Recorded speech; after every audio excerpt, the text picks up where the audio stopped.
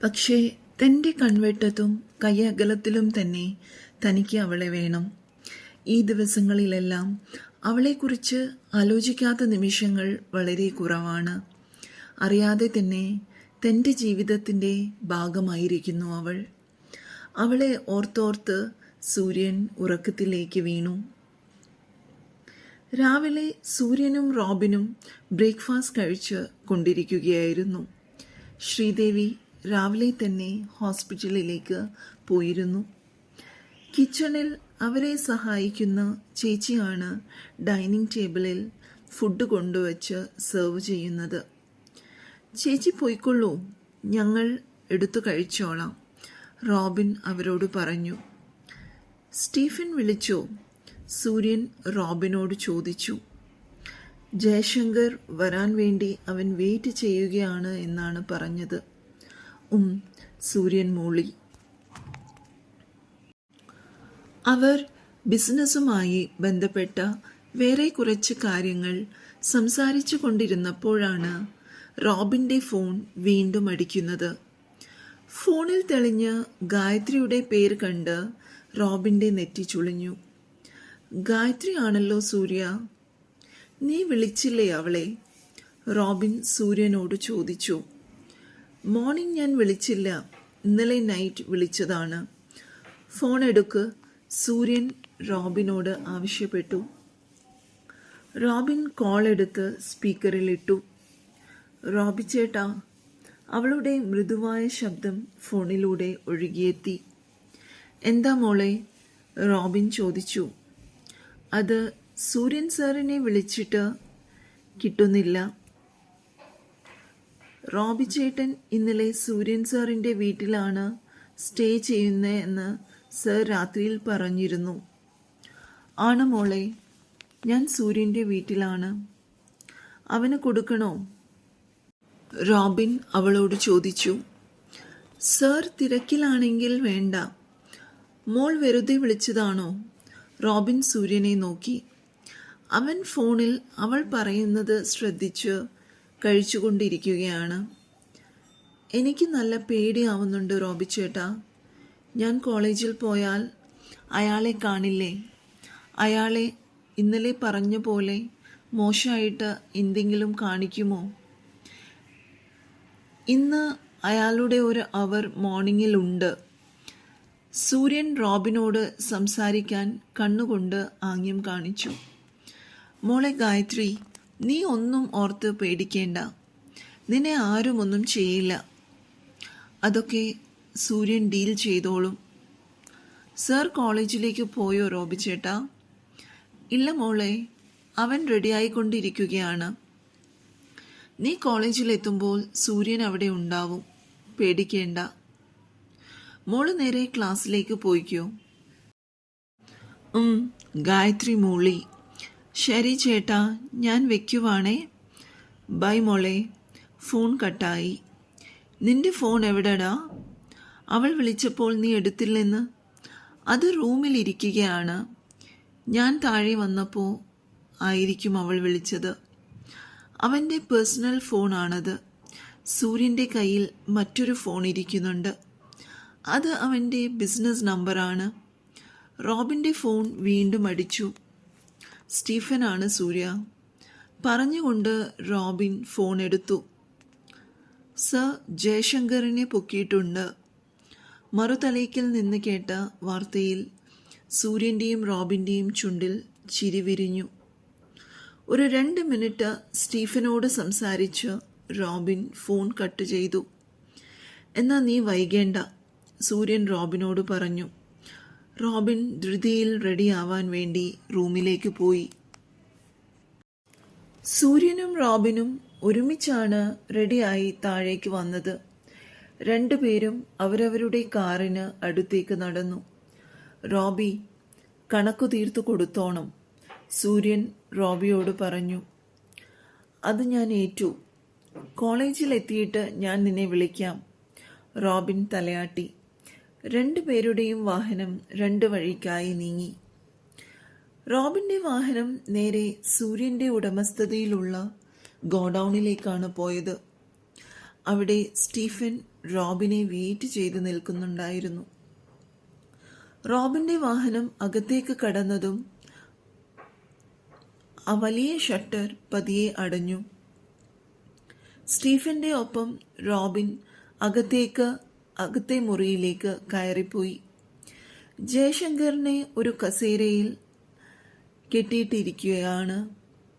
അയാളുടെ മുഖത്ത് ഭയം വ്യക്തമായിരുന്നു.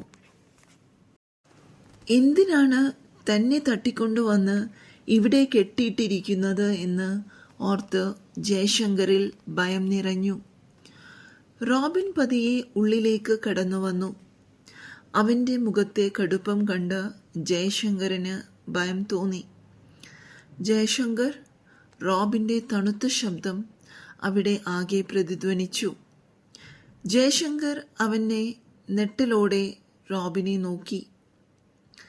സർ, നിങ്ങൾക്ക് എന്തോ ആള് മാറിയതാണ്. ഞാനൊരു കോളേജ് അധ്യാപകനാണ്. എന്നെ നിങ്ങൾ ഇവിടെ തടവിൽ വെച്ചിരിക്കുന്നത് എന്തിനാണ്? എന്തോ ആൾ മാറിപ്പോയി എന്നാണ് തോന്നുന്നത്. ജയശങ്കർ വെപ്രാളത്തോടെ റോബിനോട് പറഞ്ഞു. ആഹാ, സാറിന് പേടിയാവുന്നുണ്ടോ? ഞങ്ങൾക്ക് ആള് മാറിയിട്ടൊന്നുമില്ല. തന്നെയാണ് ഞങ്ങൾക്ക് വേണ്ടിയിരുന്നത്.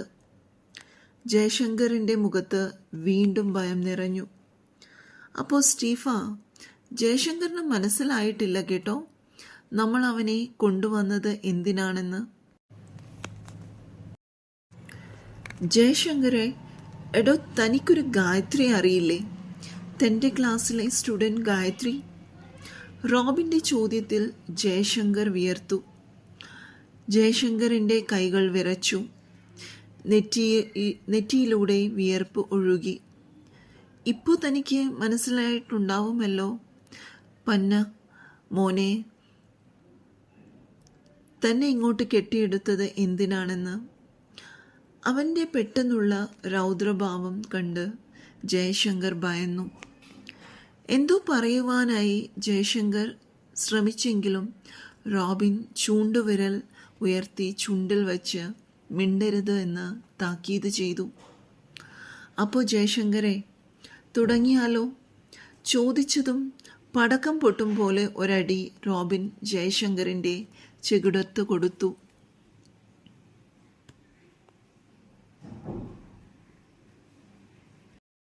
കാലുയർത്തി അവൻ്റെ നെഞ്ചിൽ ആഞ്ഞ് ഒരു ചവിട്ടും കൊടുത്തു. ജയശങ്കറിൻ്റെ അലർച്ച ആ ഗോഡൌണിൽ മുഴങ്ങി. അവൻ കസേരയോടെ തന്നെ പിന്നിലേക്ക് മറിഞ്ഞു. റോബിൻ പാഞ്ഞു വന്ന് അവനെ കസേരയോടെ തന്നെ തൂക്കിയെടുത്തു. പന്ന മോനെ, നീ എന്താടാ വിചാരിച്ചത്? അവളോട് എന്തും കാണിക്കാമെന്നോ? അവൾ ആരാണെന്ന് അറിയുമോടാ? ഇന്നലെ എൻ്റെ പെങ്ങളുടെ ഫോണിൽ അവൾ കാണിച്ചു തന്നു നിന്റെ സുഖേട്. ക്ലാസ്സിൽ നീ അവളോട് മോശമായി പെരുമാറിയതും അവൾ എന്നോട് പറഞ്ഞു. എൻ്റെ പെങ്ങളാണടാ അവൾ. അവളോട് നിന്റെ വേലത്തരം കാണിച്ചിട്ട് നീ അങ്ങനെ മാന്യനായി നടക്കാമെന്ന് വിചാരിക്കേണ്ട ജയശങ്കരെ. റോബിൻ കലിയിളകി ജയശങ്കരെ തലങ്ങും വിലങ്ങും പ്രഹരിച്ചു. ഈ കൈ കൊണ്ടല്ലേ നീ അവളെ തൊട്ടത്? ഈ കൈ നിനക്ക് ഇനി വേണ്ട. സ്റ്റീഫ. ഒരു മെറ്റൽ റോഡുമായി സ്റ്റീഫൻ മുന്നോട്ട് വരുന്നത് കണ്ട് ജയശങ്കർ നിലവിളിച്ചു. എന്നെ ഒന്നും ചെയ്യരുത്. സോറി, ഞാനിനി ഒന്നിനും പോവില്ല. റോബിൻ്റെ പൊട്ടിച്ചിരി അവിടെ മുഴങ്ങി. ഒരു പാവം പെൺകുട്ടിയെ പേടിപ്പിച്ച് അവളെ മാനസികമായി വിഷമിപ്പിച്ചപ്പോൾ നിനക്ക് നല്ല രസമായിരുന്നു അല്ലേ? ഈ ജന്മം നീ ഇനി ഒരു പെണ്ണിനോടും ഈ വൃത്തികേട് കാണിക്കരുത്. സ്റ്റീഫ. റോബിൻ്റെ വിളി കേട്ടതും സ്റ്റീഫൻ കയ്യിലുള്ള മെറ്റൽ റോഡ് പലതവണ ഉയർന്നു താഴ്ന്നു. ജയശങ്കറിൻ്റെ 2 കൈകളും സ്റ്റീഫൻ തല്ലിയൊടിച്ചു. അയാളുടെ വേദന കൊണ്ടുള്ള അലറിക്കരച്ചിൽ ആ ഗോഡൌണിൽ നിറഞ്ഞു. നീ നിലവിളിക്കണം ജയശങ്കറെ. നീ ഒരു അധ്യാപകനല്ലേ? ഒരു അധ്യാപകനെ ചേരുന്ന പണിയാണോ നീ കാണിച്ചത്? ഒരു പെൺകുട്ടിയെ ഭയപ്പെടുത്തി അവൾക്ക് നീ വിലയിട്ടപ്പോൾ നീ അറിഞ്ഞില്ല അല്ലേ അവൾക്ക് ചോദിക്കാനും പറയാനും ആളുണ്ടെന്ന്? നീ എന്താടാ ചിറ്റെ കരുതിയത്? അവൾക്ക് ആരുമില്ലെന്നോ? അവളെ ജീവനായി കൊണ്ടു നടക്കുന്ന ഒരുവനുണ്ട് ഈ ഭൂമിയിൽ ഇപ്പോൾ. അവൻ ഇവിടെ വന്നാൽ ജയശങ്കരെ മോനെ, പിന്നെ നീ ഈ ഭൂമിയിലില്ല. തൻ്റെ മക്കൾ തനിക്ക് ബലിയിടേണ്ടി വരും. കേട്ടോടാ, അവൻ ഇങ്ങോട്ട് വരാതിരുന്നത് തൻ്റെ ഭാഗ്യം. അവൻ്റെ പെണ്ണിനെ തൊട്ടതിന് നിനക്കിനി കിട്ടാനിരിക്കുന്നതേയുള്ളൂ. പൊന്നുമോനെ, ഇനി ആ കോളേജിൻ്റെ പടി നീ ചവിട്ടരുത്. ചവിട്ടിയാൽ നിന്റെ ജോലി, സമൂഹത്തിൽ നീ ഉണ്ടാക്കിയ പേര്, നിന്റെ കുടുംബത്തിൻ്റെ വിശ്വാസം, ഇതെല്ലാം നിനക്ക് ഒരു നിമിഷം കൊണ്ട് നഷ്ടമാകും. അപ്പോൾ ഓർത്തു വെച്ചോ. അപ്പോൾ എങ്ങനെയാ മാഷേ? ജീവിക്കണോ അതോ മരിക്കണോ? റോബിൻ ജയശങ്കറിനെ വലിച്ച് നേരെ ഇരുത്തി മുഖമടച്ച് ഒന്നുകൂടി കൊടുത്തു. ഞാൻ പോയിക്കോളാം. നിന്റെ നിഴല് പോലും ഇനി ആ കോളേജ് പരിസരത്ത് കാണരുത്. ഇല്ല, ഇനി എന്നെ ഒന്നും ചെയ്യല്ലേ, അയാൾ നിലവിളിച്ചു. ഈ സമയം കോളേജിലെത്തിയ ഗായത്രി സിമിയെ തേടി ക്ലാസ് റൂമിലേക്ക് പോയി. അവൾക്കുള്ളിൽ നല്ല ഭയമുണ്ടായിരുന്നു. സിമിയെ കണ്ടതും അവൾ എല്ലാ കാര്യങ്ങളും സിമിയുമായി ഷെയർ ചെയ്തു. നീ പേടിക്കണ്ടേ, സൂര്യൻ സാർ ഉറപ്പ് തന്നിട്ടുണ്ടെങ്കിൽ ജയശങ്കർ സാറിൻ്റെ കാര്യം സാർ നോക്കിക്കൊള്ളും. ഇതിനിടയിൽ സിമി സ്റ്റാഫ് റൂമിൽ ചെന്ന് നോക്കി ജയശങ്കർ ഇന്നും വന്നിട്ടില്ലെന്ന് ഗായത്രിയെ അറിയിച്ചു. ഗായത്രിയും സിമിയും കോറിഡോറിൽ സംസാരിച്ചു കൊണ്ട് നിൽക്കുമ്പോൾ സൂര്യൻ എതിരെ വന്നു. ഗൗരവത്തിലാണ് മുഖമിരിക്കുന്നത്. സൂര്യൻ അടുത്തെത്തിയപ്പോൾ രണ്ടുപേരും വിഷ് ചെയ്തെങ്കിലും സിമിയെയും ഗായത്രിയെയും സൂര്യൻ മൈൻഡ് ചെയ്തില്ല. ഇനി ടെക് ഫെസ്റ്റിന് 5-6 ആഴ്ചകൾ മാത്രമേ ഉള്ളൂ. സൂര്യൻ ഒരുപാട് കാര്യങ്ങൾ സ്റ്റുഡൻറ് കോർഡിനേറ്റേഴ്സിനെ ഏൽപ്പിച്ചിട്ടുണ്ട്. അവൻ എല്ലാ സ്റ്റുഡൻസിനെയും ക്ലാസ്സിൽ വിളിച്ച് വീണ്ടും സ്റ്റുഡൻറ് കോർഡിനേറ്റേഴ്സിന് ചെയ്യേണ്ട കാര്യങ്ങൾ ഓർമ്മപ്പെടുത്തി. ഇന്നു മുതൽ ഫുൾ സ്വിങ്ങിൽ വർക്ക് ചെയ്യണം എന്ന് അവൻ നിർദ്ദേശിച്ചു. എല്ലാ ഫ്രീ പീരിയഡ്സും ലഞ്ച് ബ്രേക്ക് ടൈമും വൈകുന്നേരങ്ങളിലും എല്ലാം വർക്ക് ചെയ്യാൻ കുട്ടികളെല്ലാം തീരുമാനിച്ചു. ഗായത്രിയുടെ ടീം ടെക്നിക്കൽ വർക്ക്ഷോപ്സിൻ്റെ ഇൻചാർജാണ്. അവളും സിമിയും കൂടി ഇരുന്ന് വർക്ക്ഷോപ്പിൽ പങ്കെടുക്കാനായി സമ്മതം അറിയിച്ച കമ്പനികളുടെ ഡീറ്റെയിൽസും ആ കമ്പനികളെ പറ്റിയുള്ള ഇൻട്രഡക്ഷൻസും ഡിസ്കസ് ചെയ്യാനുള്ള ടോപ്പിക്സും ചോദ്യങ്ങളുമെല്ലാം തയ്യാറാക്കി.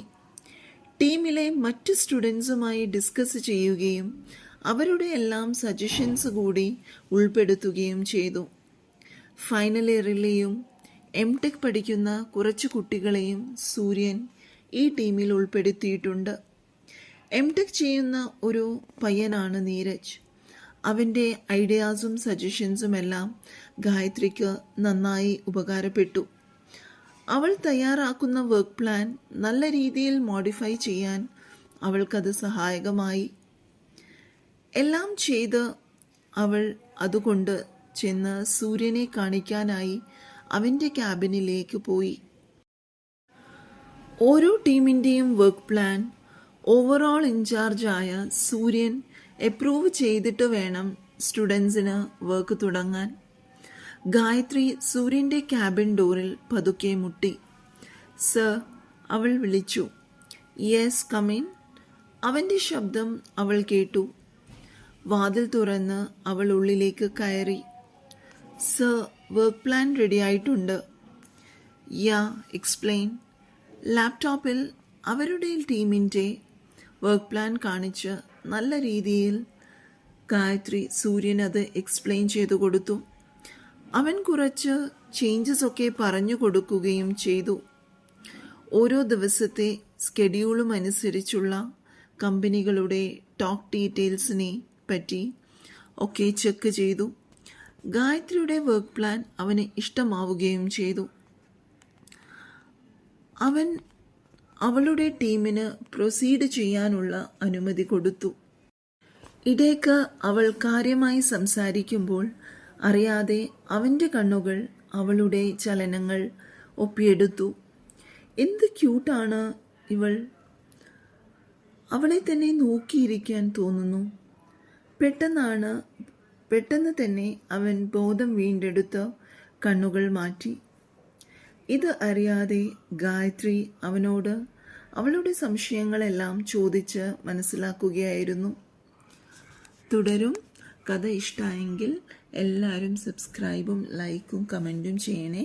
Thank you. സബ്സ്ക്രൈബ് ചെയ്യാത്തവരുണ്ടെങ്കിൽ പ്ലീസ് സബ്സ്ക്രൈബ് ചെയ്ത് കാണണേ.